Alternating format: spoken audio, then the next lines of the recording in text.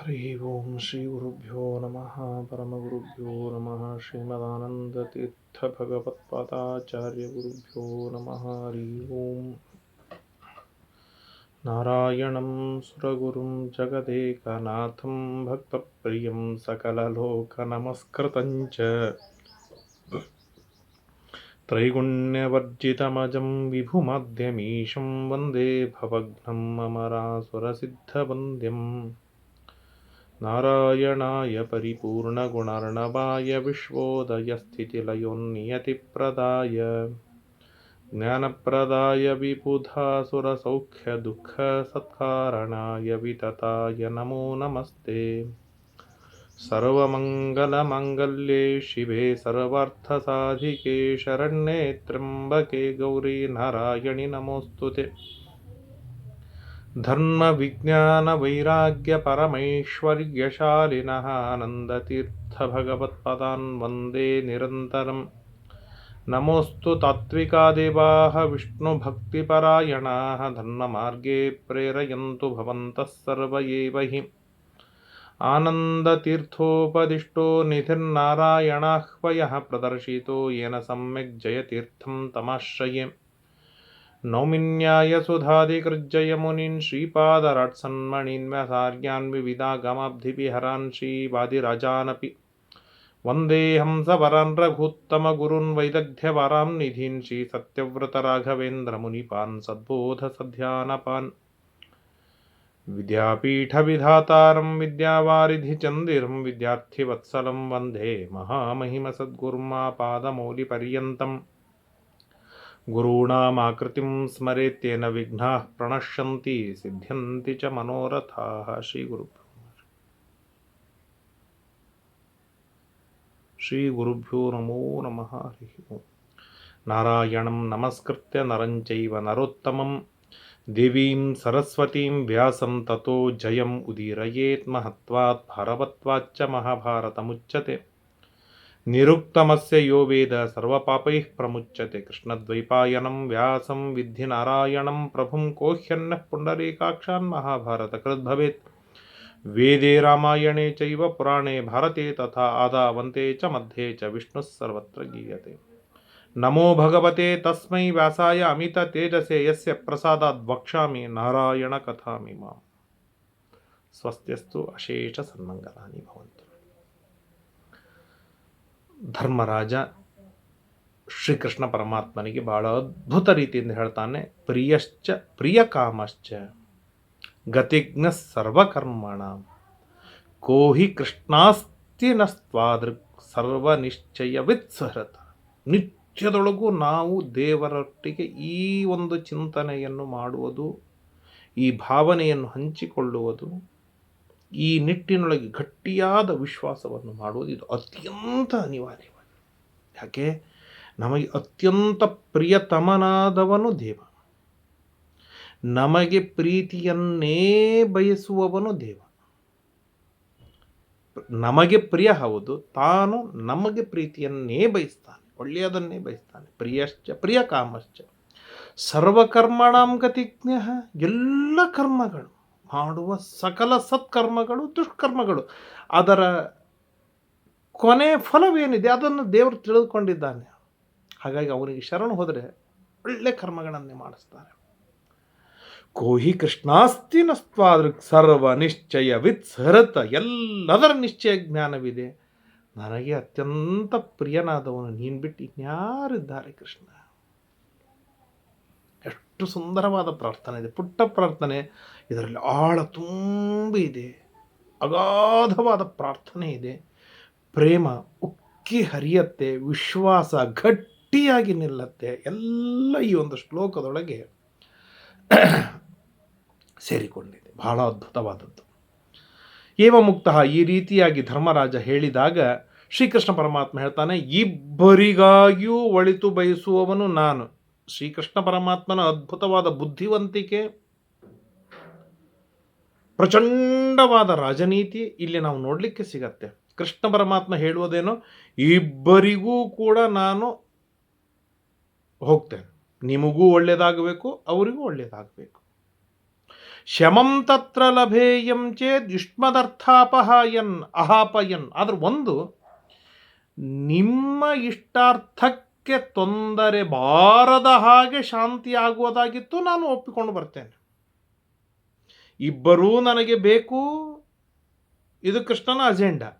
ಆದರೆ ನಿಮ್ಮ ಇಷ್ಟಾರ್ಥಕ್ಕೆ ತೊಂದರೆ ಬಾರದಿರುವಂತೆ ನಾನು ಶಾಂತಿಯನ್ನು ಆಗ್ತಿದ್ರೆ ಘಟಿಸಿಕೊಂಡು ಬರ್ತೇನೆ ನಾನು.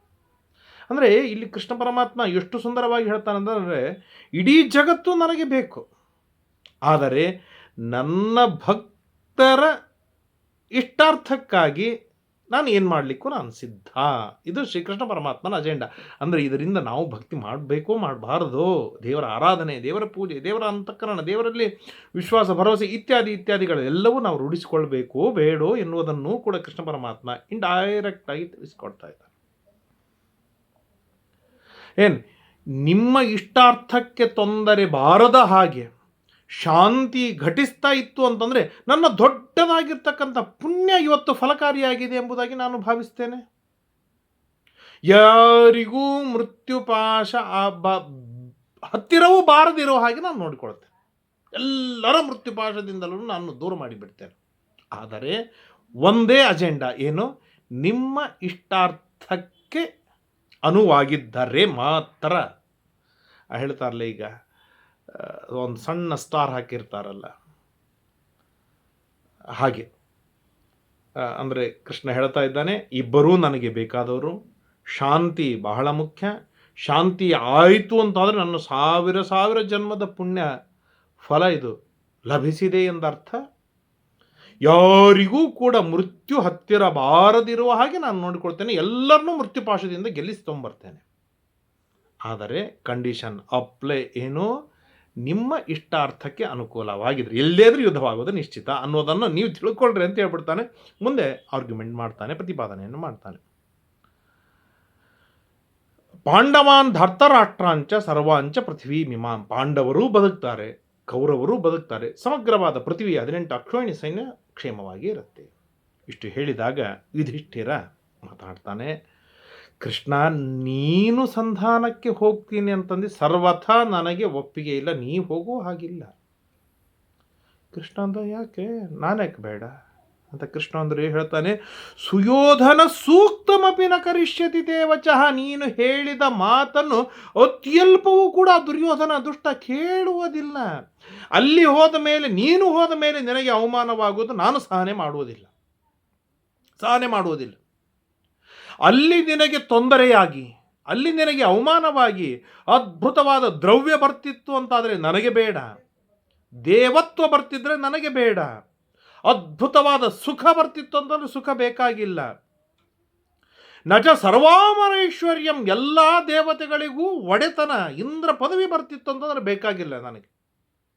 ತವ ದ್ರೋಹೇಣ ಮಾಧವ, ನಿನಗೆ ದ್ರೋಹ ಬಗೆದು, ನಿನಗೆ ಅಸಂತೋಷಗೊಳಿಸಿ, ನಿನಗೆ ಅಸಂತೃಪ್ತಿಪಡಿಸಿ, ನಿನಗೆ ಅಸಮಾಧಾನ ಪಡಿಸಿ, ನಿನಗೆ ಅವಮಾನಾದಿಗಳನ್ನು ಮಾಡಿ ನಾನು ಇವನ್ನೆಲ್ಲ ಪಡೆದು ನಾನೇನು ಮಾಡುವುದಿದೆ. ಏನು ಕೃಷ್ಣನ ಮೇಲೆ ಅಪ್ರತಿಮವಾದ ಭಕ್ತಿಯ ಪರಾಕಾಷ್ಠೆ ಧರ್ಮರಾಜನದ್ದು ನಾವು ಇಲ್ಲಿ ಕಾಣ್ತೇವೆ. ಈ ಪ್ರಸಂಗದಲ್ಲಿ ಧರ್ಮರಾಜ ಸ್ಪಷ್ಟವಾಗಿ ಹೇಳ್ತಾನೆ, ಕೃಷ್ಣ, ನೀನು ಸಂಧಾನಕ್ಕೆ ಹೋಗಬೇಕಾದ ಯಾವ ಅವಶ್ಯಕತೆಯೂ ಇಲ್ಲ. ಯಾಕೆ, ಅಲ್ಲಿ ದುರ್ಯೋಧನ ನಿನ್ನ ಮಾತು ಕೇಳೋದಿಲ್ಲ. ನಿನ್ನ ಮಾತು ಕೇಳದೇ ಇರೋದರಿಂದ ನಿನಗೆ ಅವಮಾನವಾಗುತ್ತೆ, ನಿನಗೆ ಅನ್ಯಾಯವಾಗುತ್ತೆ, ನಿನಗೆ ಒಳಿತಾಗುವುದಿಲ್ಲ. ಅದರಿಂದ ಅದು ಯಾರ ಕಾರಣ? ನಮ್ಮ ಕಾರಣದಿಂದ ನಿನಗೆ ದ್ರೋಹವಾಗಿ, ನಿನಗೆ ಅನ್ಯಾಯವಾಗಿ, ನಿನಗೆ ಅವಮಾನ ಮಾಡಿ ನಾವು ರಾಜ್ಯ ಪಡೆದರೇನು, ಸರ್ವಾಮರೈಶ್ವರ್ಯ ಪಡೆದರೇನು, ಅದ್ಭುತವಾದ ಸುಖವನ್ನು ನನಗೇನು ಬೇಕಾಗಿಲ್ಲ. ನಿನ್ನ ಅನುಗ್ರಹದಿಂದ ಇದ್ದರೆ ನನಗೆಲ್ಲ ಇರಲಿ. ನಿನಗೆ ಪೀಡೆ ಕೊಟ್ಟು, ನಿನಗೆ ತ್ರಾಸು ಕೊಟ್ಟು, ನಿನಗೆ ದ್ರೋಹ ಬಗೆದು ಏನು ಪಡೆದು ನಾನು ಏನು ಮಾಡೋದಿದೆ? ನನಗೆ ಅವಶ್ಯಕತೆಯೇ ಇಲ್ಲ. ಎಷ್ಟು ಸುಂದರವಾಗಿ ಹೇಳ್ತಾನೆ, ನಹಿನ ಪ್ರೀಣಯೇ ದ್ರವ್ಯಂ ನ ದೇವತ್ವಂ ಕುತ ಸುಖಂ ನ ಚ ಸರ್ವಾಮರೈಶ್ವರ್ಯಂ ತವ ದ್ರೋಹೇಣ ಮಾಧವ.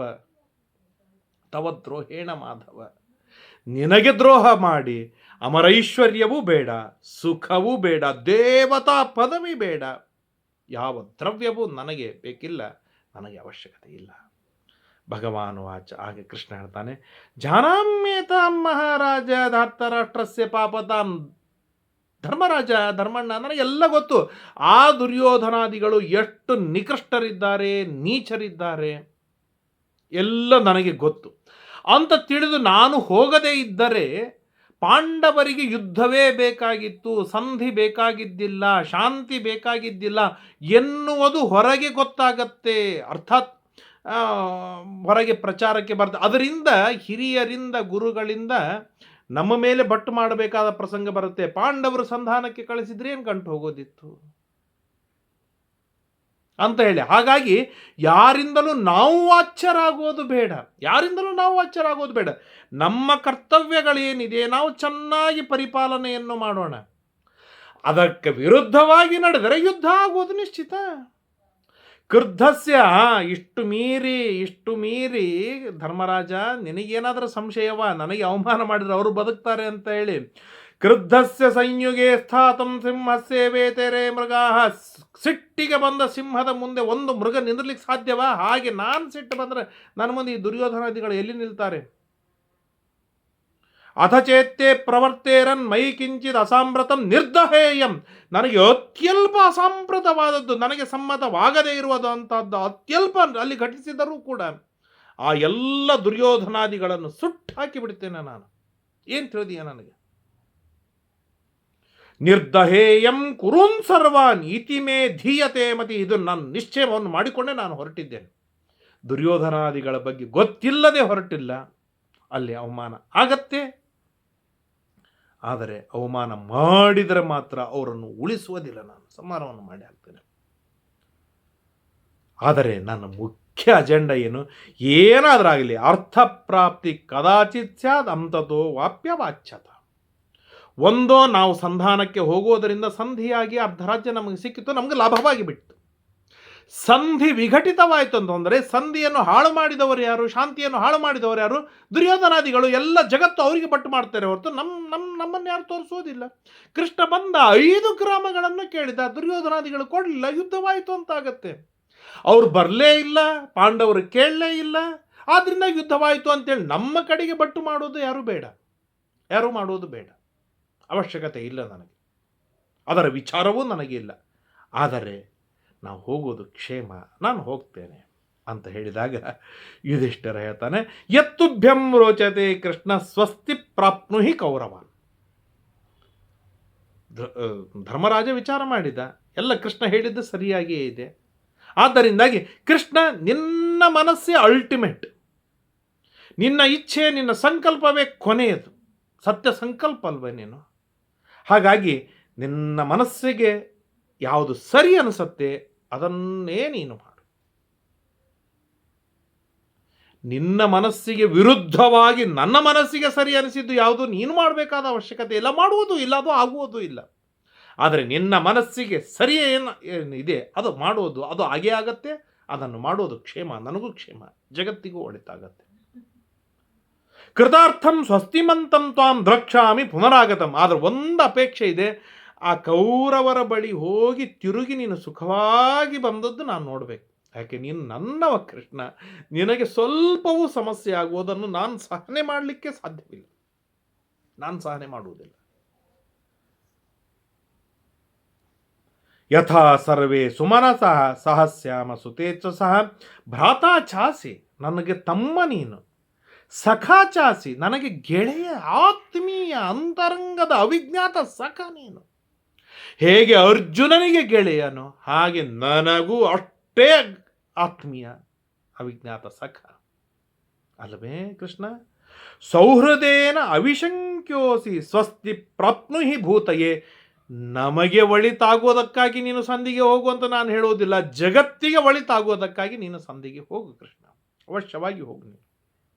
ಅಸ್ಮಾನ್ ವೇತ್ಥ, ನಾವೇನು, ನಮ್ಮ ಪರಿಸ್ಥಿತಿ ಏನು, ನಾವು ಯಾವ ಅವಸ್ಥೆಯಲ್ಲಿ ಇದ್ದೇವೆ, ಈ ಅವಸ್ಥೆಗೆ ಒಟ್ಟಾರೆಯಾಗಿ ನಮ್ಮನ್ನು ಚೆನ್ನಾಗಿ ಬಲ್ಲವ ನೀನು. ಪರಾನ್ವೇತ್ಥ, ದುರ್ಯೋಧನಾದಿಗಳನ್ನು ಸರಿಯಾಗಿ ತಿಳಿದವನು ನೀನೇ.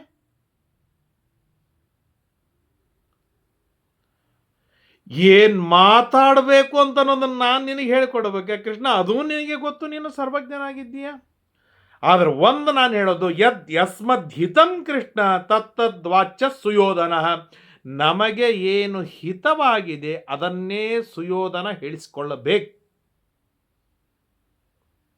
ಅಂದರೆ ಇದರೊಳಗೂ ಹೇಳುವಾಗಲೂ ಎಷ್ಟು ದುರ್ಯೋಧನನ ನಾಲೆಡ್ಜ್, ಕಾಮನ್ ಸೆನ್ಸ್ ಎಷ್ಟು ವರ್ಕ್ ಆಗತ್ತೆ ಅಂತಂದರೆ, ನಮಗೇನು ಹಿತ ಕೃಷ್ಣ ಅದನ್ನು ನೀನು ಹೇಳು ಅಂತ ಕೃಷ್ಣನಿಗೆ ಹೇಳಲಿಲ್ಲ. ಅದು ಆಜ್ಞೆ ಆಗತ್ತೆ, ಅದು ಆಜ್ಞೆ ಆಗತ್ತೆ. ಎಷ್ಟು ಸುಂದರವಾಗಿ ಹೇಳಿದ ಅಂತಂದರೆ ಯದ್ ಯಸ್ಮದ್ ಹಿತಂ ಕೃಷ್ಣ ನಮಗೆ ಯಾವುದು ಹಿತವೋ ಆ ಮಾತುಗಳನ್ನೇ ದುರ್ಯೋಧನ ಆಡಿಸಿಕೊಳ್ಳಬೇಕು, ದುರ್ಯೋಧನ ಕೇಳಿಸಿಕೊಳ್ಳಬೇಕು. ಅಂದರೆ ಇದು ಕೃಷ್ಣನಿಗೆ ನೇರ ಆಜ್ಞೆ ಆಗುವುದಿಲ್ಲ. ಆ ನಿಟ್ಟಿನೊಳಗೆ ಬುದ್ಧಿವಂತಿಕೆಯಿಂದ ಧರ್ಮರಾಜ ಮಾತನಾಡ್ತಾನೆ. ಯದ್ಯಧರ್ಮೇಣ ಸಂಯುಕ್ತಂ ಉಪಪದ್ಯೇದ್ಹಿತಂ ವಚಃ ತತ್ತತ್ ಕೇಶವ ಭಾಷೇತಾಹ ಸಾಂತ್ವಂ ವಾ ಯದಿ ವಾ ಇತರತ. ಸಾಂತ್ವನದಿಂದಾದರೂ ಹೇಳು, ಸಾಮಭೇದ ದಂಡ ಏನು ಪ್ರಯೋಗ ಮಾಡ್ತೀವೋ ಮಾಡು, ನಿನಗೆ ಬಿಟ್ಟಿದ್ದು, ನಿನಗೆ ಹಿತು. ಆದರೆ ಅಲ್ಲಿ ಧರ್ಮ ಮೀರಬಾರ್ದು, ನಮ್ಮ ಹಿತ ತಪ್ಪಿರಬಾರ್ದು, ಅಷ್ಟೇ ನಮ್ಮ ಅಪೇಕ್ಷೆ ಅಂತ ಹೇಳಿದಾಗ ಭಗವಾನು ವಾಚ. ಆಗ ಶ್ರೀಕೃಷ್ಣ ಪರಮಾತ್ಮ ಹೇಳ್ತಾನೆ, ಅಲ್ಲೋ ಸಂಜಯ್, ಧರ್ಮರಾಜ, ಒಟ್ಟಾರೆಯಾಗಿ ಧರ್ಮರಾಜನ ಮಾತುಗಳನ್ನು ನಾವು ಒಟ್ಟಾರೆ ಇಷ್ಟು ಕೇಳ್ತಾ ಬಂದಾಗ ಶಾಂತಿ ಆಗಲಿ ಅನ್ನೋದ್ರ ಕಡೆಗೇನೆ ಧರ್ಮರಾಜನ ಕಾನ್ಸಂಟ್ರೇಟ್. ಕೃಷ್ಣನು ಅದೇ ಹೇಳಿಬಿಟ್ಟ, ಶಾಂತಿ ಆಗುವುದಾಗಿತ್ತು ಅಂತಾಗಿದ್ರೆ ನನ್ನ 100 ಜನ್ಮದ ಪುಣ್ಯದ ಲಾಭ ಫಲ ಇವತ್ತು ಪರಿಪಕ್ವವಾಗಿದೆ ಎಂಬುದಾಗಿ ನಾನು ಭಾವಿಸ್ತೇನೆ ಅಂತ ಕೃಷ್ಣನು ಹೇಳಿಬಿಟ್ಟ. ಹಾಗಾದರೆ ಇವರಿಗೆ ಶಾಂತಿ ಬೇಕಿತ್ತಾ? ಶಾಂತಿ ಆಗಬೇಕಾಗಿತ್ತಾ? ಶ್ರೀಕೃಷ್ಣ ಪರಮಾತ್ಮ ಅಂದರೆ ನಮಗೆ ಹಾಗೆ ತೋರುತ್ತೆ. ಅಂದರೆ ಧರ್ಮರಾಜನಿಗೆ ಇಷ್ಟು ಅನ್ಯಾಯವಾಗಿದೆ, ಇಷ್ಟು ಅನರ್ಥಗಳಾಗಿದೆ, ವಿನಾಕಾರಣ 12 ವರ್ಷ ವನವಾಸ, 1 ವರ್ಷದ ಅಜ್ಞಾತವಾಸ, ಮೋಸ, ಅನ್ಯಾಯ, ಹೆಂಡತಿ, ಎಲ್ಲ ಪೀಡೆಗಳು ಪಾಂಡವರಿಗಾಗಿದೆ. ಇಷ್ಟಿದ್ದಾಗಲೂ ಧರ್ಮರಾಜ ಶಾಂತಿಯನ್ನೇ ಯಾಕೆ ಅಪೇಕ್ಷೆ ಪಡ್ತಾ ಇದ್ದಾನೆ? ಕೃಷ್ಣನೂ ಹಾಗೆ ಹೇಳಿದ್ನಲ್ಲ ಅಂತ ಸಣ್ಣ ಸಂಶಯ ಬಂದರೆ ಕೃಷ್ಣ ಹೇಳ್ತಾನೆ, ಸರ್ವಂ ಜಾನಾಮ್ಯಭಿಪ್ರಾಯಂ ತೇಷಾಂಚ ಭವತಶ್ಚಯಃ. ಧರ್ಮಣ್ಣ, ಸಂಜಯನ ಮುಖಾಂತರ ಧೃತರಾಷ್ಟ್ರ ದುರ್ಯೋಧನ ಏನು ಹೇಳಿದ್ದಾರೆ ಅದನ್ನು ಕೇಳಿದ್ದೇನೆ, ನೀ ಏನು ಹೇಳಿದ್ದೀಯ ಅದನ್ನು ನಾನು ಕೇಳಿದ್ದೇನೆ. ಒಂದು ನಿಮ್ಮಿಬ್ಬರ ವಿಚಾರವನ್ನು ನಾನು ಅವಲೋಕನೆಯನ್ನು ಮಾಡಿದಾಗ ತವ ಧರ್ಮಾಶ್ರಿತ ಬುದ್ಧಿ, ನಿನ್ನ ಬುದ್ಧಿ ಏನಿದೆ ಪ್ಯೂರ್ ಧರ್ಮಾಶ್ರಿತವಾದ, ಧಾರ್ಮಿಕವಾದ, ಧರ್ಮ ಒಳಗೊಂಡಂಥ ಬುದ್ಧಿ ನಿನ್ನದಾಗಿದೆ. ವೈರಾಶ್ರಯ ಮತಿ, ಅವರ ಮತಿ ಏನಿದೆ ಶತ್ರುತ್ವಕ್ಕೆ ಆಶ್ರಯವನ್ನು ಕೊಟ್ಟ ಮತಿಯಾಗಿದೆ. ಪ್ರತಿ ಹಂತದೊಳಗೂ ಶತ್ರುತ್ವ, ವೈರಾಲ್ಯ ಎದ್ದು ಕಂಡಿದೆ. ಯದ ಯುದ್ಧೇನ ಲಭ್ಯೇತ ತತ್ತೇ ಬಹುಮತಂ ಭವೇತ್. ಹೀಗಿರುವಾಗ ಯುದ್ಧ ನಿಶ್ಚಿತ, ಆದರೆ ಯುದ್ಧವಾಗದೇನೆ ನಮ್ಮ ಅರ್ಥ ಪ್ರಾಪ್ತಿ, ನಮ್ಮ ಇಷ್ಟಾರ್ಥ ಈಡೇರ್ತಿತ್ತು ಅಂತಂದ್ರೆ ಭಾಳ ಚಲೋವಾಯಿತು. ಆದರೆ ಒಂದು ತಿಳಿದುಕೋ ಧರ್ಮಣ್ಣ, ನಚೈವಂ ನೈಷ್ಠಿಕಂ ಕರ್ಮ ಕ್ಷತ್ರಿಯಸ್ಯ ವಿಷಾಂಬದೆ. ಬ್ರಹ್ಮಚರ್ಯಾದಿ ಕರ್ಮಗಳು ಕ್ಷತ್ರಿಯನಿಗೆ ವಿಹಿತವಾದದ್ದು ಅಲ್ಲ. ನಾನು ಎಲ್ಲವನ್ನು ತ್ಯಾಗವನ್ನು ಮಾಡಿ ನಾನು ಸನ್ಯಾಸವನ್ನು ಸ್ವೀಕಾರವನ್ನು ಮಾಡ್ತೇನೆ, ಇದು ಕ್ಷತ್ರಿಯನ ಧರ್ಮವಲ್ಲವಿದು. ಆಹುರಾಶ್ರಮಿಣ ಸರ್ವೇ ನಭೈಕ್ಷಂ ಕ್ಷತ್ರಿಯಶ್ಚರೇತ್. 3 ಆಶ್ರಮದವರು, ಬ್ರಾಹ್ಮಣ, ಕ್ಷತ್ರಿಯ, ಏನಂತಾರೆ ಬ್ರಾಹ್ಮಣರಾಗಲಿ ಉಳಿದವರಾಗಲಿ ಭಿಕ್ಷೆ ಬೇಡಬಹುದು, ಆದರೆ ಕ್ಷತ್ರಿಯ ಭಿಕ್ಷೆ ಬೇಡುವ ಹಾಗಿಲ್ಲ. ಕ್ಷತ್ರಿಯ ಸನ್ಯಾಸಿಯೂ ಆಗುವ ಹಾಗಿಲ್ಲ, ಕ್ಷತ್ರಿಯ ಭಿಕ್ಷೆ ಬೇಡುವ ಹಾಗೂ ಇಲ್ಲ. ಜಯೋ ವಧೋವಾ ಸಂಗ್ರಾಮೇ ಧಾತ್ರಾದಿಷ್ಟ ಸನಾತನ. ಬ್ರಹ್ಮದೇವರ ಆಜ್ಞೆಯಾಗಿದೆ, ಒಂದು ಜಯ ಇಲ್ಲ ವಧ, ಸಂಹಾರ ಮಾಡು ಇಲ್ಲ ಗೆದ್ದು ಬಾ. ಸ್ವಧರ್ಮೇ ನಿಧನಂ ಶ್ರೇಯ. ನನ್ನ ಧರ್ಮದೊಳಗೆ, ನಿನಗೆ ವಿಹಿತವಾದ ಧರ್ಮದೊಳಗೆ ನೀನು ಸಾಯುವುದು ನಿನಗೆ ಶ್ರೇಯಸ್ಸು. ಹಾಗಾಗಿ ನನ್ನ ಧರ್ಮಗಳನ್ನು ಬಿಟ್ಟು ಬೇರೆ ಧರ್ಮಗಳನ್ನು ಒಪ್ಪಿಕೊಳ್ಳೋದು ಏನಿದೆ ಇದು ಸೂಕ್ತವಾದದ್ದು ಅಲ್ಲ.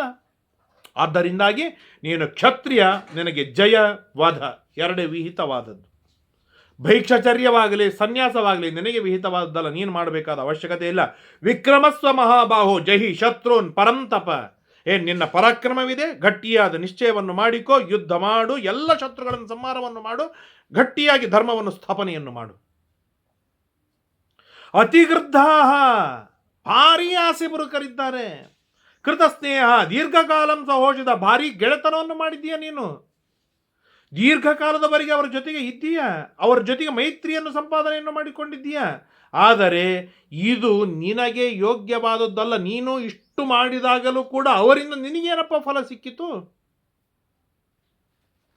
ಆಮೇಲೆ ಮತ್ತೆ ಇನ್ಯಾಕೆ ನಿನ್ನ ಸ್ನೇಹ, ಪ್ರೀತಿ ಅಂತೀಯ, ಶಾಂತಿ ಅಂತೀಯ?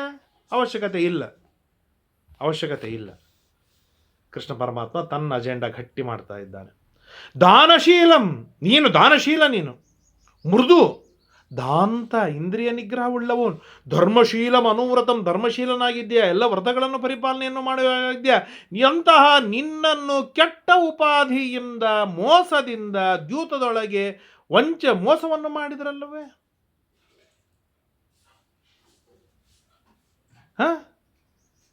ತಥಾ ಅಶೀಲ ಸಮಾಚಾರೇ ರಾಜನ್ನಾಂ ಪ್ರಣಯಂ ಕೃತ.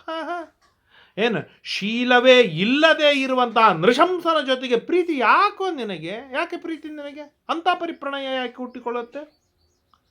ದುಶ್ಯಾಸನೇನ ಪಾಪೇನ ತದಾ ದ್ಯೂತೆ ಪ್ರವರ್ತಿತೆ. ಆ ದುಶ್ಯಾಸನ ಜೂಜಾಟವಾಡ್ತಾ ಇರುವಾಗ ಏನು ಅನಾಥವತ್ತದ ಆ ದ್ರೌಪದಿಯ ತಲೆಗೆ ಕೈ ಹಾಕಿ ಕೂದಲ ಹಿಡಿದು ಎಳೆದುಕೊಂಡು ಬಂದ ಅನಾಥಳಂತೆ ಬಿಲಿ ಬಿಲಿ ಒದ್ದಾಡ್ತಾ ಚೀರ್ತಾ ಇದ್ಲು. ಅದನ್ನು ನೋಡಿ ರಕ್ತ ಕುದಿತಾ ಇಲ್ವೇ ನನಗೆ? ಅವರನ್ನು ಸಮಾರಂಭ ಮಾಡಬೇಕು ಅಂತ ಅನಿಸ್ತಾ ಇಲ್ವೇ ನನಗೆ?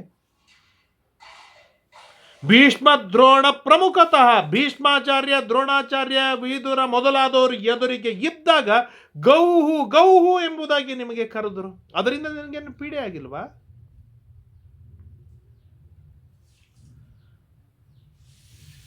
ಭವತಾ ವಾರಿತಾ ಸರ್ವೇ ಭ್ರಾತಾರೋ ಭೀಮ ವಿಕ್ರಮ. ಆ ಕ್ಷಣದೊಳಗೇನೆ ಭೀಮಾರ್ಜುನರು ಆ ಎಲ್ಲ ಕೌರವರನ್ನು ಕುಟ್ಟಿ ಹಾಕಿದ್ರು. ನೀನು ತಡೆದು ನಿಲ್ಲಿಸಿದೆಯಾ ಅಂತ ಅವರು ನಿನ್ನ ಮಾತು ಮೀರಬಾರದು ಅಂತ ಹೇಳಿದ್ದಾರೆ. ಆದ್ದರಿಂದಾಗಿ ಮಹಾಗುಣೋ ವಧೋ ರಾಜನ್ ನತು ನಿಂದಾ ಕುಜೀವಿಕ. ದುಷ್ಟ ಜನರ ನಿಂದೆ ಮಾಡುವುದಕ್ಕಿಂತಲೂ ಅತ್ಯುತ್ತಮವಾದದ್ದು ಅವರ ವಧವೇ, ಸಂಹಾರವೇ.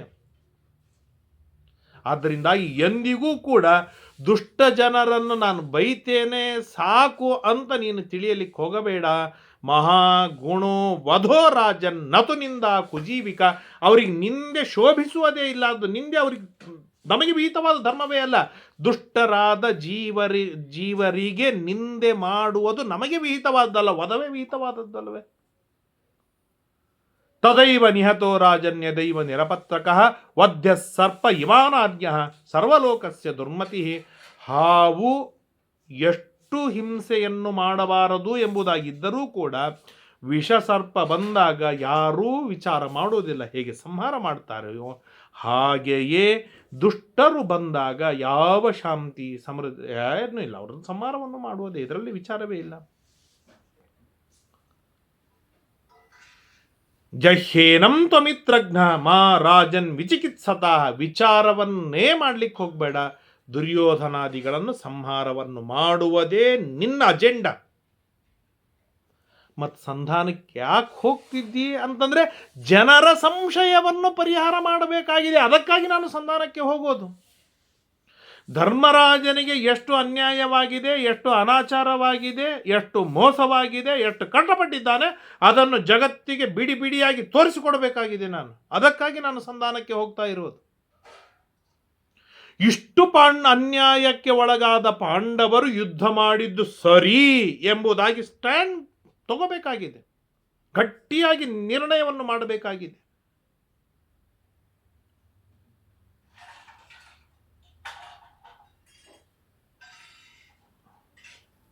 ಏಷಾಮಸ್ತಿ ದ್ವಿಧಾಭಾವೋ ರಾಜಂ ದುರ್ಯೋಧನಂ ಪ್ರತಿ. ದುರ್ಯೋಧನನ್ನು ಕುರಿತು ರಾಜನೊಳಗೆ ಹೇಗೆ ಪಾರ್ಸಲಿಟೀಸ್ ಮಾಡ್ತಾನೆ, ದುರ್ಯೋಧನ ಪುತ್ರ ವ್ಯಾಮೋಹಕ್ಕೆ ಎಷ್ಟು ಒಳಗಾಗಿದ್ದಾನೆ ಧೃತರಾಷ್ಟ್ರ ಎನ್ನುವುದನ್ನು ತೋರಿಸಿಕೊಡಬೇಕಾಗಿದೆ ನನಗೆ. ಅದು ಎಲ್ಲೋ ಮನೆಯೊಳಗೆ ಏಕಾಂತದೊಳಗಲ್ಲ, ಮಧ್ಯೆ ರಾಜ್ಞಾಂ ಅಹಂ ತತ್ರ ಪ್ರತಿಪೌರುಷಿಕಾನ್ ಗುಣಾನ್. ನಿನ್ನಲ್ಲಿರುವ ಒಂದೊಂದು ಗುಣವನ್ನೂ ನಾನು ಎತ್ತಿ ತೋರಿಸ್ತೇನೆ. ದುರ್ಯೋಧನಾದಿಗಳಲ್ಲಿ ಇರುವ ಒಂದೊಂದು ದೋಷಗಳನ್ನೂ ಕೂಡ ನಾನು ಎತ್ತಿ ತೋರಿಸ್ತೇನೆ. ತವ ಸಂಕೀರ್ತಯಿಷ್ಯಾಮಿ ಯೇ ಚ ತಸ್ಯ ವ್ಯತಿಕ್ರಮಾಃ. ಏನೆಲ್ಲ ನಿನ್ನ ಪಾಸಿಟಿವ್ ಆದ ಗುಣಗಳನ್ನು ಅವರು ಮಿಸ್ಯೂಸ್ ತೆಗೆದುಕೊಂಡಿದ್ದಾರೆ, ಮೀರಿ ಹೋಗಿದ್ದಾರೆ, ತುಳಿಯುವ ಪ್ರಯತ್ನವನ್ನು ಮಾಡಿದ್ದಾರೆ, ಅದನ್ನೆಲ್ಲವನ್ನು ಬಿಡಿ ಬಿಡಿ ಬಿಡಿ ಬಿಡಿಯಾಗಿ ತೋರಿಸಿಕೊಡ್ತೇನೆ ಅಲ್ಲಿ ಎಲ್ಲರಿಗೂ. ಆದ್ದರಿಂದಾಗಿ ಯುದ್ಧ ಬೇಡ, ಶಾಂತಿ ಆ ಮಾತೇ ಇಲ್ಲ ಧರ್ಮರಾಜ. ಅದನ್ನು ನೀನು ತಲೆ ಕೆಡಿಸಿಕೊಳ್ಳಿಕ್ಕೆ ಹೋಗಬೇಡ. ಯುದ್ಧ ನಿಶ್ಚಿತ, ದುರ್ಯೋಧನಾದಿಗಳು ಸಾಯೋದು ನಿಶ್ಚಿತ. ಆದರೆ ಸಂಧಾನಕ್ಕೆ ನಾವು ಹೋಗದೇ ಇದ್ದರೆ ಜನರಿಗೆ ನಮ್ಮ ಕಡೆಗೆ ಪಟ್ಟು ಮಾಡ್ತಾರೆ ಜನರು. ಆ ಲೋಕಾಪವಾದವನ್ನು ಬಾರದೇ ಇರುವುದಕ್ಕಾಗಿ, ಲೋಕಾಪವಾದದಿಂದ ದೂರ ಆಗುವುದಕ್ಕಾಗಿ ಇವತ್ತು ನಾನು ಸಂಧಾನಕ್ಕೆ ಹೋಗ್ತಾ ಇದ್ದೇನೆ. ಅಷ್ಟೇ ಅಲ್ಲ, ಸರ್ವಥಾ ಯುದ್ಧಮೇವ ಅಹಂ ಆಶಂಸಾಮಿ ಪರೈಸ್ಸಹ. ಗಟ್ಟಿಯಾದ ಮಾತು ಶ್ರೀಕೃಷ್ಣ ಪರಮಾತ್ಮನನ್ನು. ಆ ದುಷ್ಟ ದುರ್ಯೋಧನಾದಿಗಳ ಜೊತೆಗೆ ಯುದ್ಧವಾಡುವುದೇ ನನ್ನ ಇಚ್ಛೆ ಇದೆ, ನನ್ನ ಅಪೇಕ್ಷೆ ಇದೆ, ನನ್ನ ಸಂಕಲ್ಪವಿದೆ.